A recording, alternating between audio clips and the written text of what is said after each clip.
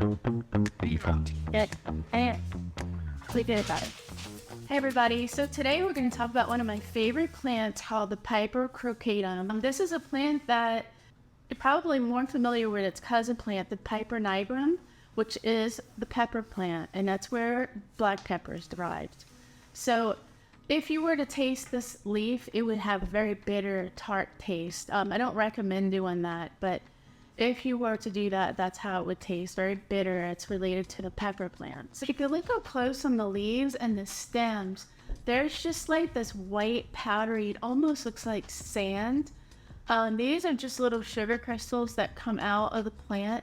And it's completely normal and natural and doesn't harm the plant at all. But at first sight, you might think it is like a mealybug or something, and it's not. This is just a natural thing that it does.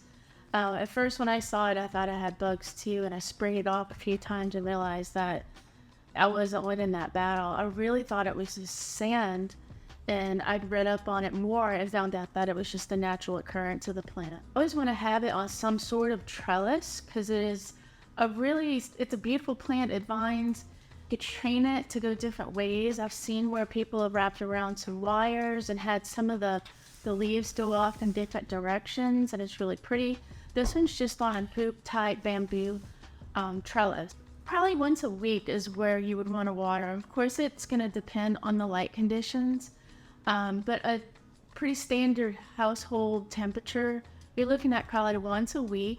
You want to stick your finger down and have that first 2 inches of soil be completely dry before you re-water it, and they are very susceptible to having root rot. So you need to be careful of that their roots aren't just sitting in water. A lot of times what I'll do is I'll just fill up one of these little plant tubs and then soak the plant, let it absorb all the water that it needs, and then whatever's left over after, say like an hour or two, I'll just pour it back in the plant and then let everything drain out and soak again. And then once it's completely finished and there's no water dripping out the bottom, then I can put it back in place and it's good to go for a week. So as far as watering and fertilizing needs, what I like to do is water weekly. I take a little bit of Super Thrive and I'll add a couple of drops to my watering can and water every week. I give it a little bit of fertilizer. So this just kind of helps it move along and not get like a super saturated amount of fertilizer at one time, because it really doesn't need that, but just to kind of help it along, give it some nourishment and keep it growing. In the winter, I would say to back off on that a little bit and only do that during its growing season. And also in the winter when things are different, you might have your heaters on. Maybe that soil might dry out a little faster than normal. So I would keep an eye on that. But you want to stick your finger in there, just 2 inches, and when it's dry, then go ahead and water it. So the lighting conditions for the Piper Crocatum is an indirect bright light. You want to be able to get up down on the plant's level, and wherever you put it, look towards wherever the light is and make sure that it's not getting any direct sunlight, because that will definitely burn these leaves. So it should have just a very indirect bright window light, south-facing preferable. You just don't want any sun hitting it. I highly recommend using a cactus soil or a very loose, well-draining soil. You don't want the roots to rot, so you need something that's going to allow that water to just penetrate, drain out quickly. In a cactus soil, maybe getting some bark and things like that to put into it and mint the soil with that. And maybe some perlite would be a really good idea too.